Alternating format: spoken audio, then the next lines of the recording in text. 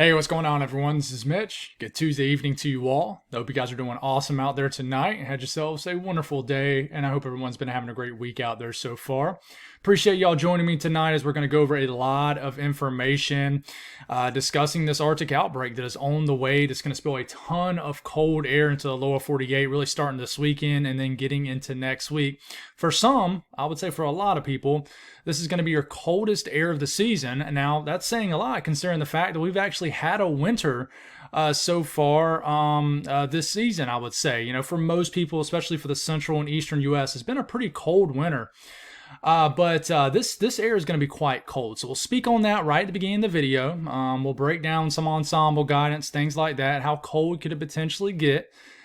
And then we'll start to talk about winter weather chances. And we'll spend a lot of time on that portion of the video. We'll go over all model guidance. We'll speak on the southern plains first, and then the eastern U.S. second. Timestamps will be up throughout the entire video. So, you know, if you're just kind of making your way through the video, you're like 15 minutes in, you're like, dude, when's this guy going to talk about South Carolina or Georgia or something like that? The timestamps are there to help you guys out. There'll be a timestamp for the South Central U.S. and then for the eastern U.S., which will include the South East, but there's a threat for winter weather for the Northeast too. So we need to speak about everybody in this video, and we certainly will do that. So at the very end of the video, we will kind of nerd out with you guys, explain this setup, talk about how this pattern, what's really driving so much cold air getting dislodged down to the lower 48, and just talk about that active storm track to go along with all that cold air that we're going to have. So if you guys have not subscribed, certainly consider doing that.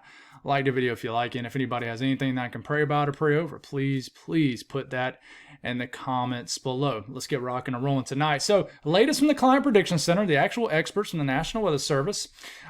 This is between the 20th and the 24th, and this is really the time frame of interest for not only cold air but winter weather chances. So it's starting it off well because this is our big time frame of interest here. So we'll click this. This is the purple color. It's an 80% chance of temperatures being below normal. We pretty much know that's coming. I would say that's just about a lock. Now, is this going to be some sort of historic cold?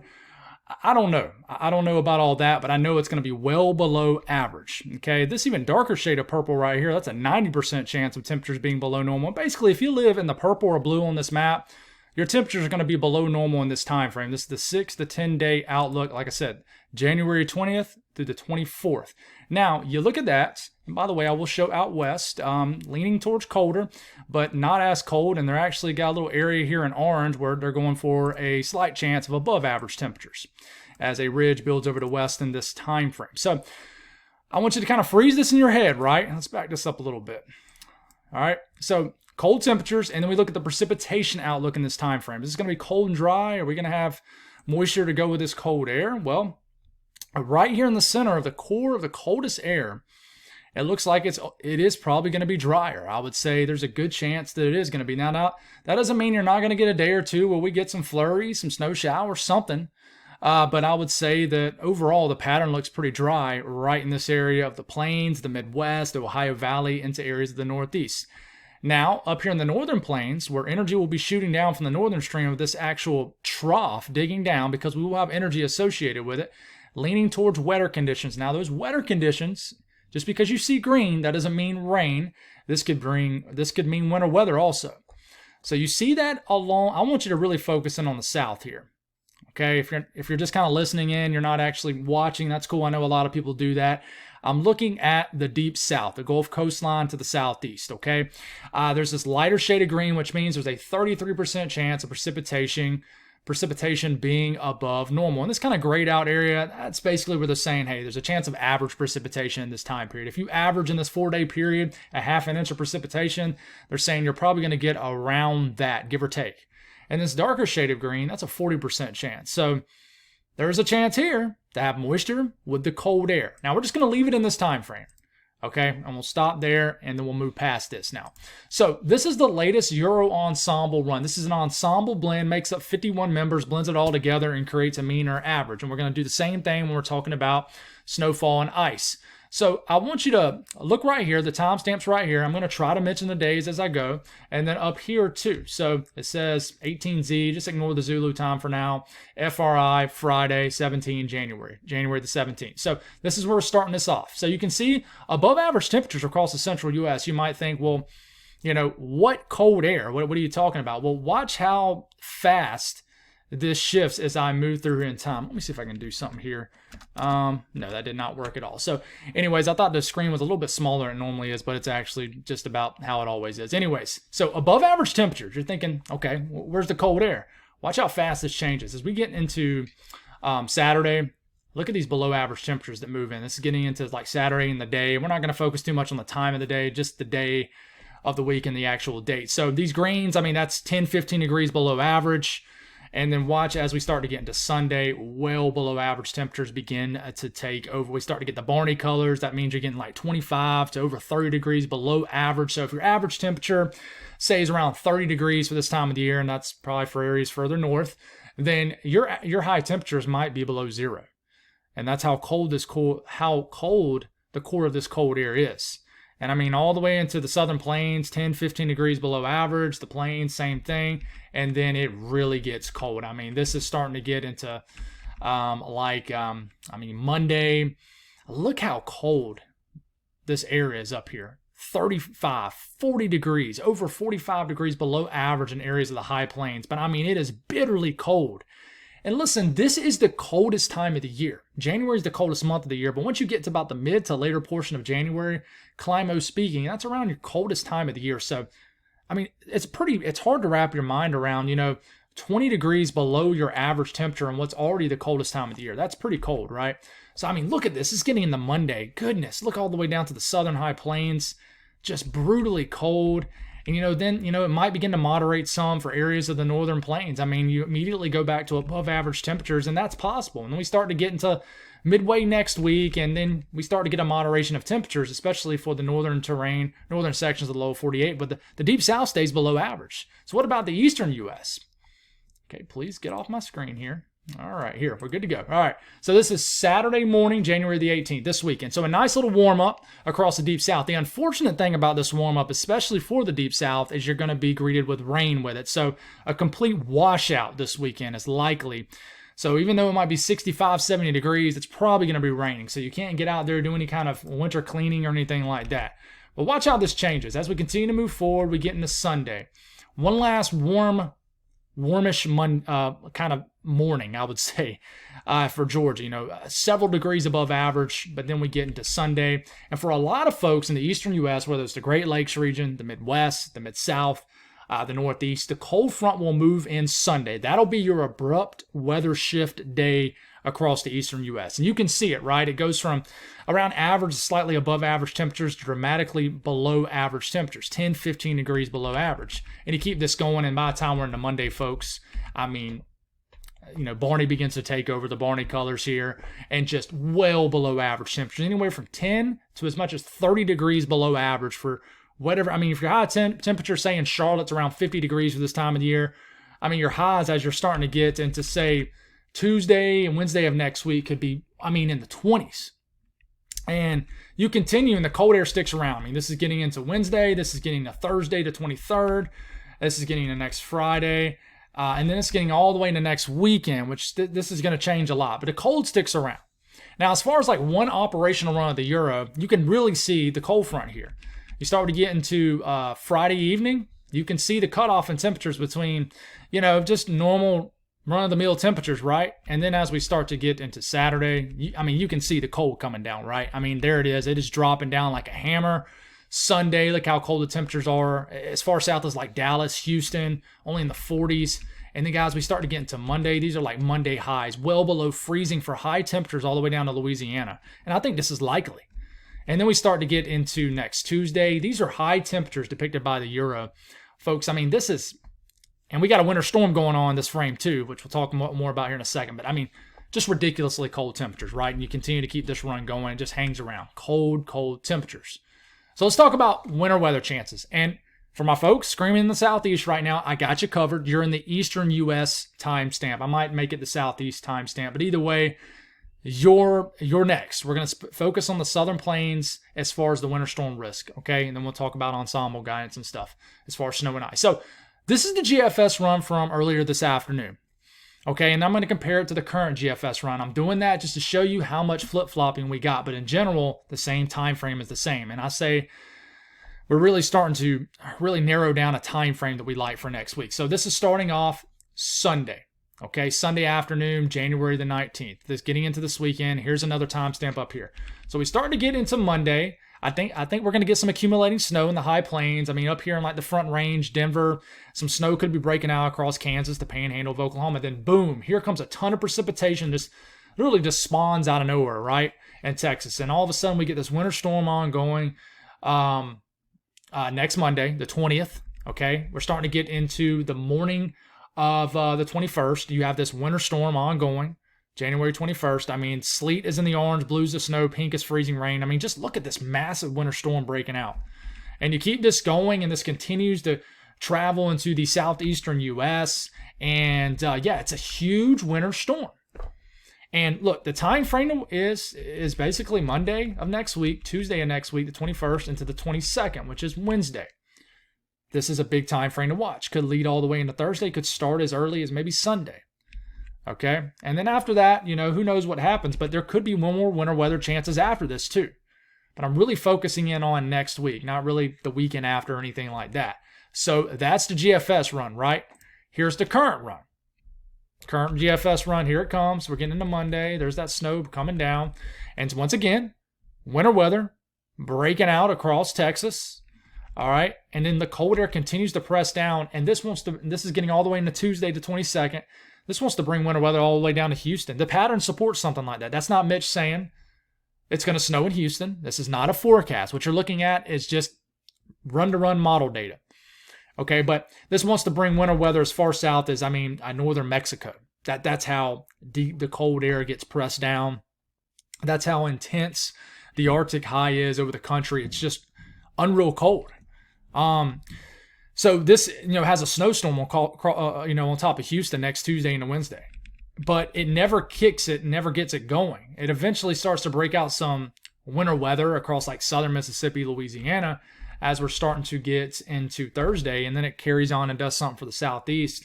But just focusing in on the southern plains, that's all she wrote. Okay, now what about the Euro for this?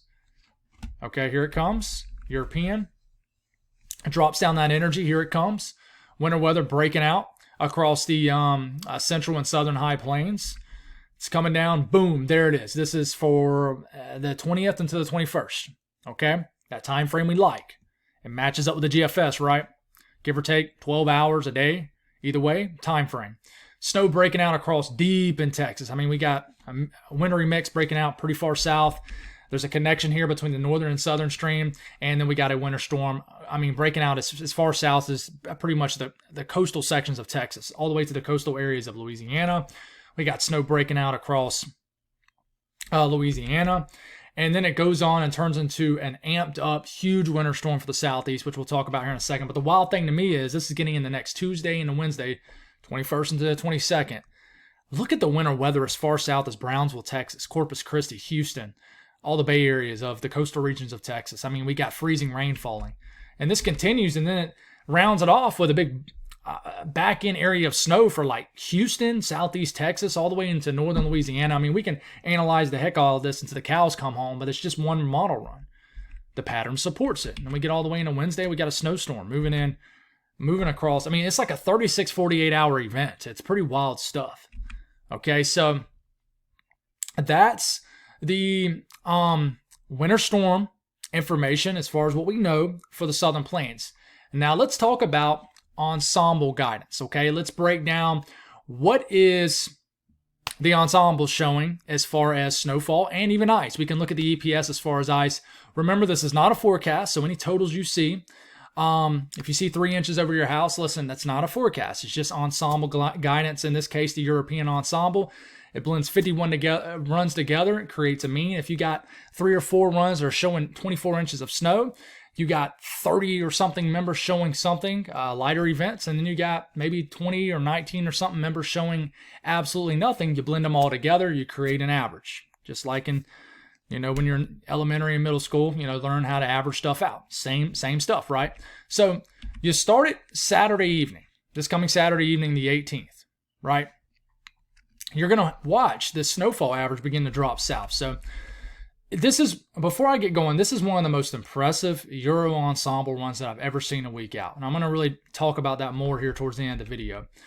But you keep this going and you're starting to get into that Monday to Tuesday time frame. Once again, you're starting to see this area light up down here.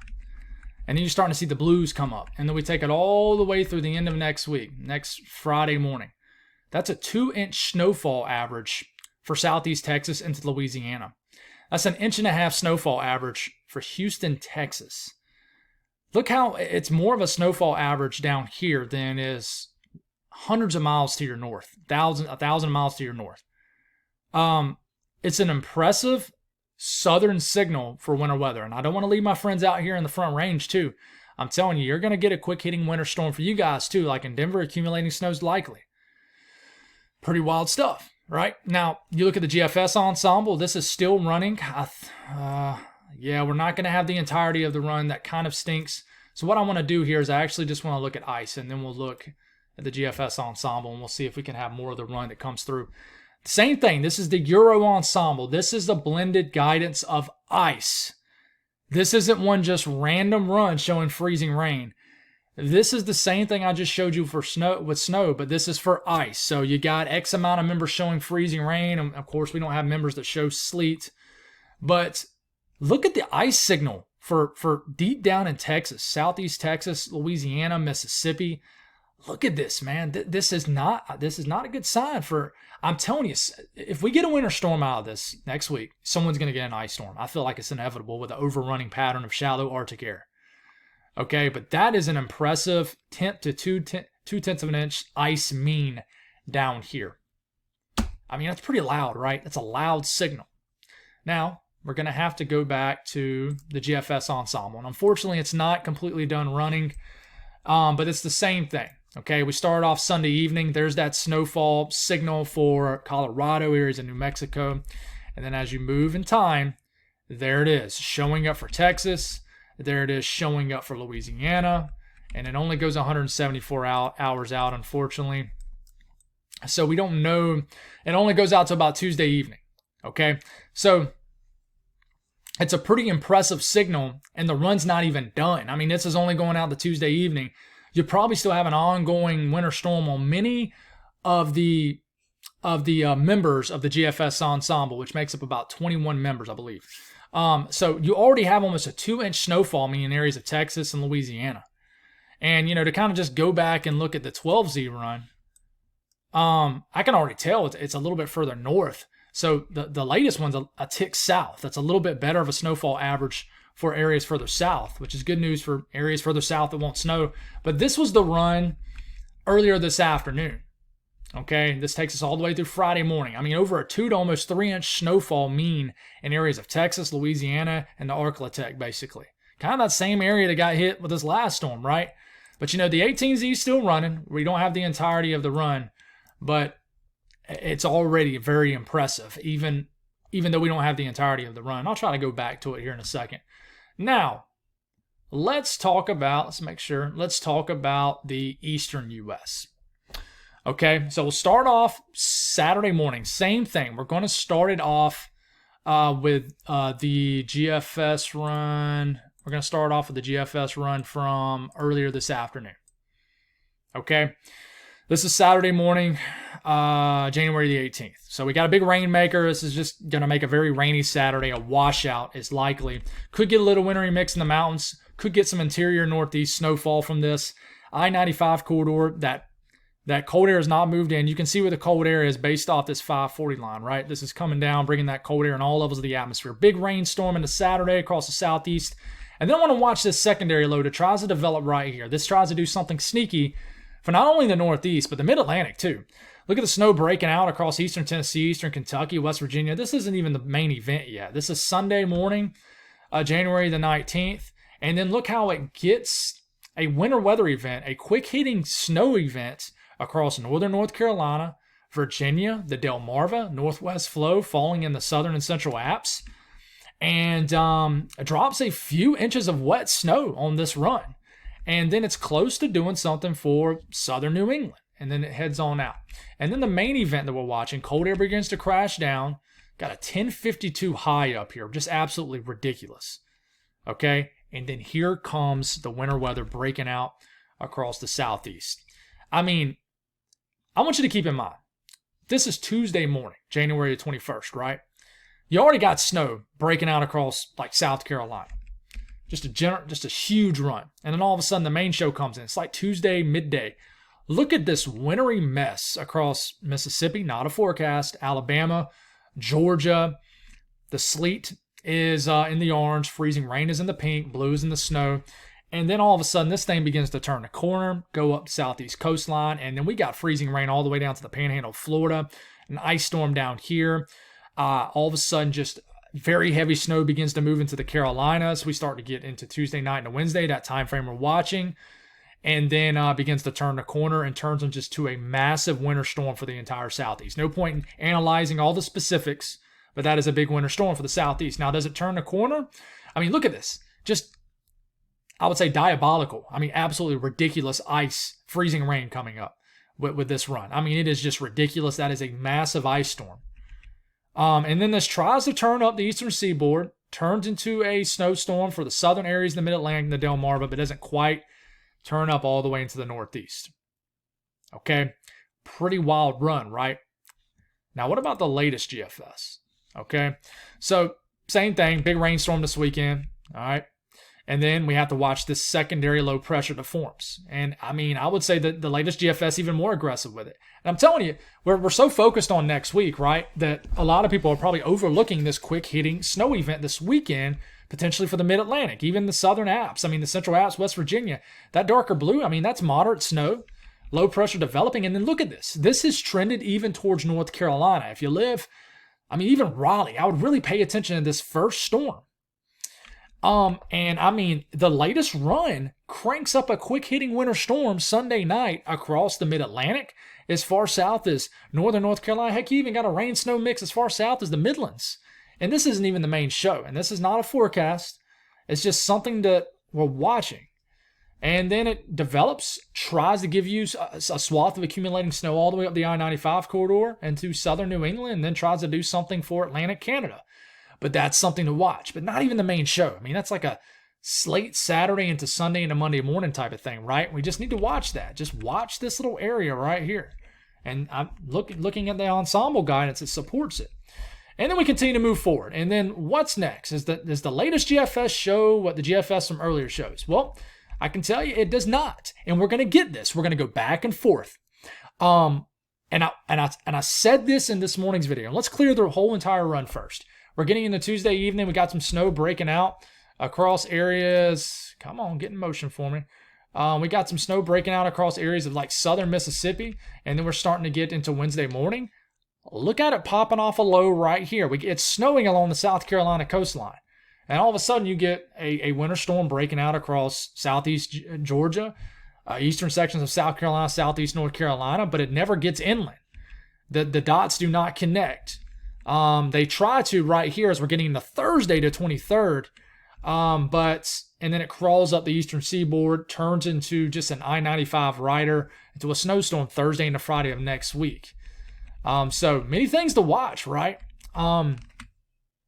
So GFS from this afternoon, GFS from right now, it's changed. And listen, I'm going to tell you, you're going to continue to kind of go back and forth. And I would say if you're a winter weather fan in the South, you want to keep this suppressed as long as possible. Do not get emotionally involved in model swings from one to the other. I could already, before I hopped on the video, I jumped on Twitter real quick on X, and you could already tell that the energy had shifted because, you know, the latest GFS didn't show a catastrophic amount of snow over their house. And they're like, oh, it's over, it's suppressed, or chances are going down.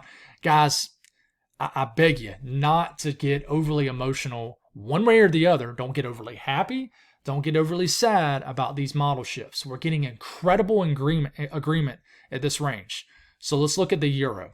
The Euro was an absolutely ridiculous run. First things first. First system washed out this weekend. Okay, interior northeast snow, and then it tries to pop off that low. And here's a little bit of snow riding the spine of the Appalachian Mountains. It tries to bring some snow across the mid-Atlantic. This is getting into Sunday. Okay, Sunday evening, some light, moderate snow across the I-95 corridor. I'm pulling for you guys in southern New England, especially, southern New England. You guys have just not been getting into the fun with the winter weather so far this winter. I think your time's coming, though. I hope it is for you guys' sake. Winter weather fans at least. Okay, now we get into Monday. Cold air settling in, intense high pressure funneling in all this cold air. Is the euro going to bite? Remember, the euro's been pretty suppressed lately. Look what the euro does. Okay, we're getting into Tuesday morning. Breaks out a massive winter storm across the deep south next Tuesday evening, a week from today. And then all of a sudden, just brings this ridiculous looking output of freezing rain. That pink is freezing rain. I mean, it is pouring rain in the low 20s in some of these areas. Okay, the orange is sleet, blue is snow. Just a ridiculous run that I really don't hope happens. But on the northern side of this, where you have more cold air aloft, it is snowing like crazy, like up here in northern Mississippi, northern Alabama. And then this continues, and then it rides up into the mid-Atlantic as we're getting into Wednesday into Thursday and turns into a pretty decent winter storm for you guys. But, people wonder, for example, I'll zoom into this, like for the southeast. I knew I was going to do that. Should have known. Should have been prepared. People wonder, well, why are we getting all this freezing rain? Like, what? And I'm going to dive into this more when we get a little bit closer to this, but I'm going to talk about it really briefly. Why are we getting freezing rain in this output? You sit here and you look at the temperatures, right? I mean, it's 24 degrees and freezing rain, pouring freezing rain on this particular run on the euro. You probably ask, dude, 24 degrees is plenty cold enough, right, for snow? It is. At the surface, but aloft. When I say aloft, I mean above our heads in the upper levels of the atmosphere, you have something called warm nose, and your temperature could be 45, 50 degrees. So it's snowing, hits this pesky warm air, kind of area of warm air. It could be 8,000 feet up in the air. It melts the snowflake, and basically, especially if that warm nose is really shallow, just a couple thousand feet above your head, once it gets through that warm nose and then hits colder temperatures at the surface, for example, 24 degrees in Colombia, it doesn't have time to refreeze back into sleet or snow. So that's why you just get rain and sub-freezing temperatures. And I'll talk about that more, but that's why I always say this. People always ask me, whether it's at my job, at the grocery store, at church, they say, Mitch, is it going to snow? That's not the correct question to ask. The correct question to ask is, are we going to get any winter weather, Mitch? And I'm still probably going to give you the same answer, but it's definitely the correct question to ask because we rarely ever just get straight snow. So if you ask me, hey, are we going to get snow for Billy Bob Town, Alabama? You either give me two choices. One, I'm just going to give you I'm not sure yet. Or two, I'm going to say, well, according to my calculations, you can get 2 hours of sleet, 1 hour of snow, 8 hours of freezing rain. And nobody, the common public, most of them do not want to hear all that. They just want to they just want to hear a yes or no. That's why some people like these longer videos and some people can't stand them. So you see, I feel like I got a pretty decent gauge on people, but I know I got some loyal viewers that watch regardless, and I appreciate you guys so much. But I know that some people just want the cut and dry yes or no answers, and we just don't have them, guys. We don't. But speaking on I'm just making sure I got all my ducks in a row here. Speaking on the Euro ensemble, as far as, hey, is a winter storm risk backed by its ensemble? So Euro showing huge winter storm, right, for the southeast areas in the mid-Atlantic. Is it backed by its ensemble run? It absolutely is. So we take it in time. Look at this crazy ensemble mean average for the southeast. I have never seen something that impressive before if you're a snow fan. Even in the areas where it's kind of more muted, it's over an inch to inch and a half snowfall average in Mississippi and Alabama. But the Carolinas and areas of eastern Georgia, South Carolina, you got over a 3-inch snowfall average. Central and eastern North Carolina, 2, 3, in some cases, a 3.5-inch snowfall average. Remember, 51 members put together, create that average, create that mean, and this is the output you get. Now, if you look up here in the Northeast, it begins to climb. You see how it spikes. The Euro ensemble says, hey, I-95 corridor, 2.5-inch snowfall average, just west of it, less. So there is a signal for you guys in the mid-Atlantic and the Northeast, too, for snow. But, man, it is impressive for the Southeast. That is an impressive signal. And, to sit here and look at the ice signal for the Southeast, too. We're going to switch this on the fly and look at this. This is the ice signal. This is just ridiculous. I mean, it is. I mean, this goes all the way out to Friday morning. I've never seen anything like that. This is, folks, this is the EPS. This is the Euro Ensemble. The Ensemble run, folks, a very reliable source I will add, on this particular run is averaging over a half an inch of freezing rain, which if you don't know, gauging freezing rain as far as inches, once you get over a quarter to a half an inch, that's starting to get into ice storm kind of stuff.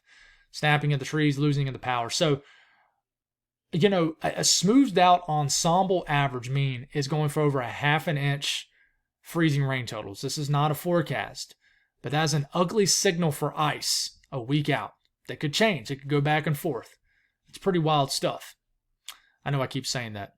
I got weird ticks. You guys know. I know a lot of times I'll say okay, but it's kind of just filler stuff. But anyways, that's just insane ice totals for this storm signal and stuff you don't like to see at all.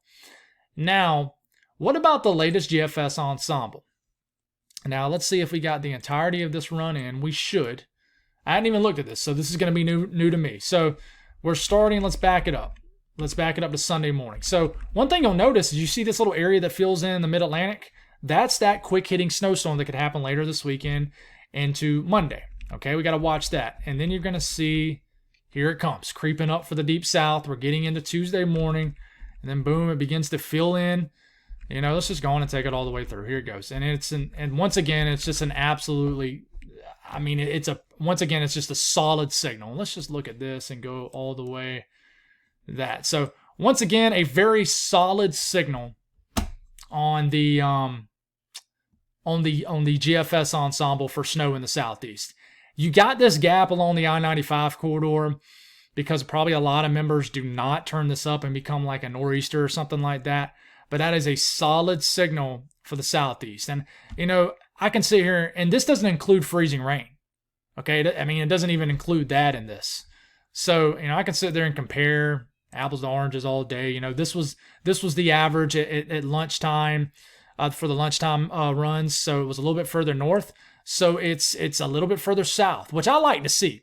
I want this to be as south as possible, in my opinion. I want this to kind of show really far south and then the last second kind of tick north, kind of northwest, and maybe give everybody a surprise. And if you want more winter weather, always speak in favor of winter weather.